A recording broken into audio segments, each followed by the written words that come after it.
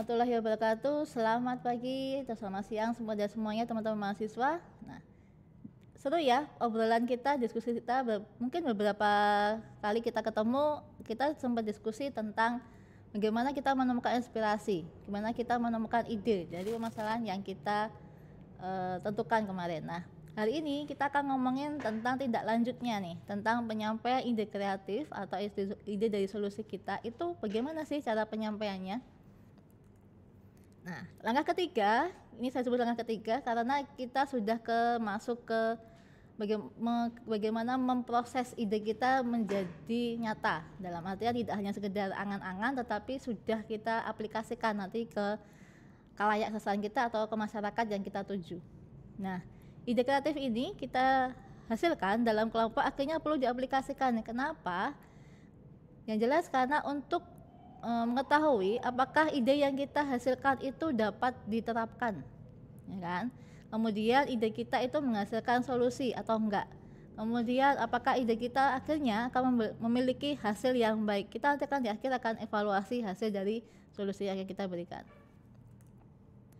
Nah, saya memberikan semacam teknik bagaimana kita menerapkannya, yaitu dengan strategi kampanye. Nah, kalau kampanye teman-teman bayangannya pasti semacam orasi politik ya, semacam mungkin kampanye kelulusan siswa kayak gitu. Bukan, ini ini adalah bagaimana kita memberikan komunikasi persuasif kepada khalayak. Nah, kalau saya menerjemahkannya dalam bentuk kampanye. Mungkin kalau teman-teman bisa lihat produk-produk tertentu yang mengkampanyekan kegiatan sosial, misalkan gerakan cuci tangan. Nah, pasti ada produk-produk mungkin sabun atau mungkin produk kesehatan, itu pasti akan melakukan atau mengundang pihak sekolah itu untuk melakukan gerakan cuci tangan bersama massal. Nah, itu yang dinamakan dengan kampanye. Itu salah satu contohnya ya. Nah, jadi saya di sini ngajak teman-teman untuk menerapkannya dalam sebuah kampanye kreatif. Oke, saya ingin menjelaskan terlebih dahulu bahwa kalau di luar sana sering terjadi kesalahpahaman antara kampanye itu pasti disamakan dengan propaganda, berbeda.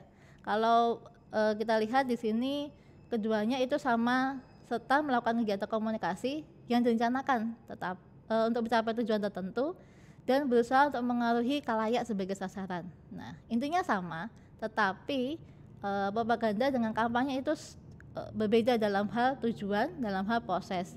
Kalau propaganda pasti itu prosesnya lama, bisa tahunan, bisa puluhan tahun. Bagaimana mengkonsep masyarakat itu bisa mempercayai sebuah ideologi yang sama. Tetapi kalau kampanye, kita di sini perannya adalah untuk mempengaruhi khalayak untuk melakukan sebuah tindakan yang terbatas. Kalau propaganda sifatnya adalah lebih luas, lebih ke ideologi dan sebagainya. Tapi kalau kampanye dia lebih terbatas hanya pada satu tema. Oke, kita lihat ya. Kampanye saya bisa menjelaskan di sini menurut Leslie Sider bahwa a communication campaign is an organized communication activity direct at a particular audience for a particular period of time to achieve a particular goal. Atau yang dikatakan oleh Pau and Parrott, a campaign is conscious, sustained, and incremental process designed to be implemented over a specific period of time for the purpose of influencing a specific audience. Nah, kita bisa lihat di sini bahwa komunikasi yang dilakukan di dalam kampanye, ya, kampanye itu terorganisasi. Jadi di sini kita harus bisa memanage-nya.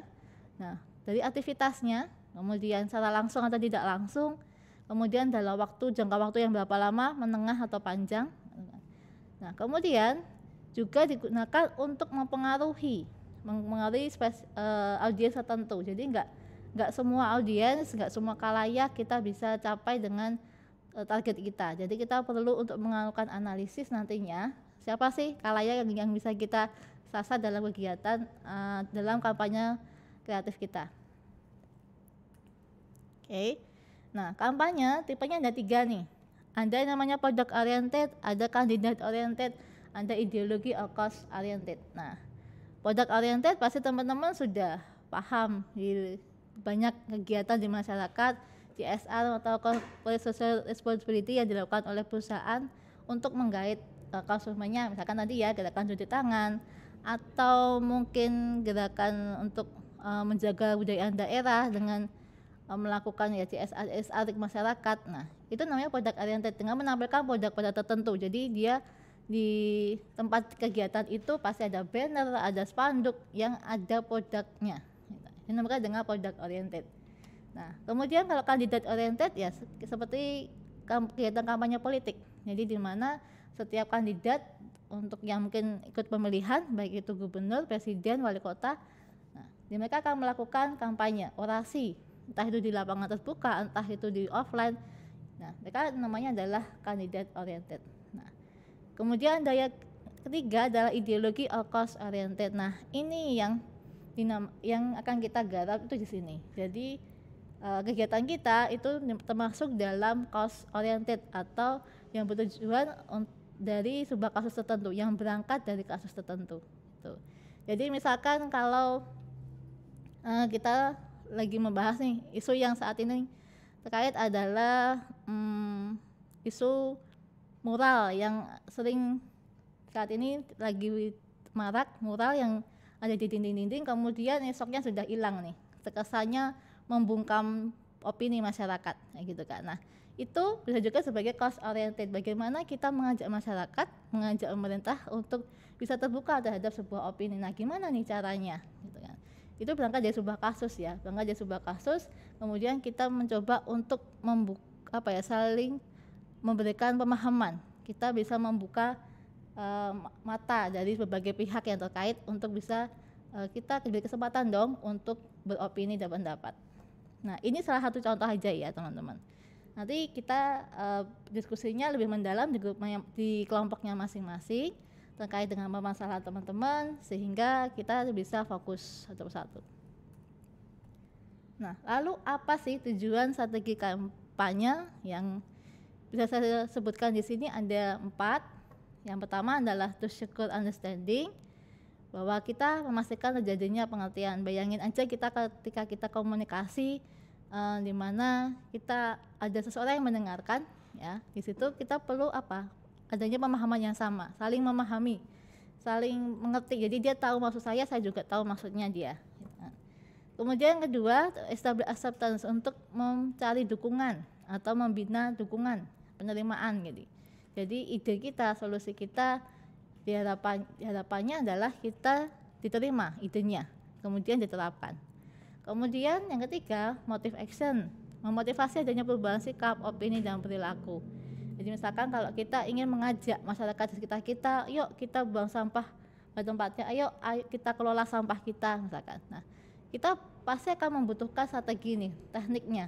Nah, gimana sih supaya komunikasi kita, ide kita itu sampaikan dengan baik, sehingga adanya perubahan sikap, orang jadi ikut ide kita, orang menerapkan ide kita, orang akhirnya perilakunya dia mulai nih memilah sampah, kemudian melakukan reuse atau daur ulang kembali dari sampah yang dihasilkan, misalkan seperti itu. Jadi ada motif action yang diharapkan dari ide solusi kita.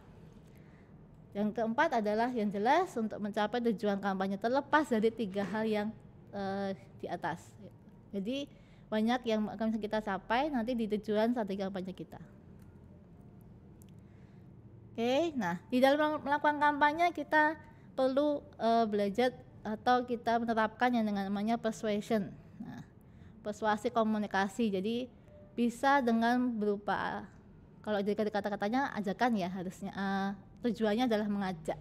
Jadi ada perubahan behavioral atau perubahan perilaku, kemudian ada perhatian di situ. Jadi kalau kita mengajak dan itu berhasil, nah tentu audiensnya kita, mereka tertarik untuk ikut kegiatan itu. Baik, ini tadi adalah singkat dari saya mengenai kampanye kreatif. Nah, kita akan lebih banyak nanti berproses di pertemuan berikutnya ya teman-teman. Ini baru pengantar dari saya tentang kampanye kreatif. Lalu bagaimana sih cara membuat ini, merancang strateginya, kita bahas di pertemuan berikutnya. Sekian dari saya. Assalamualaikum warahmatullahi wabarakatuh.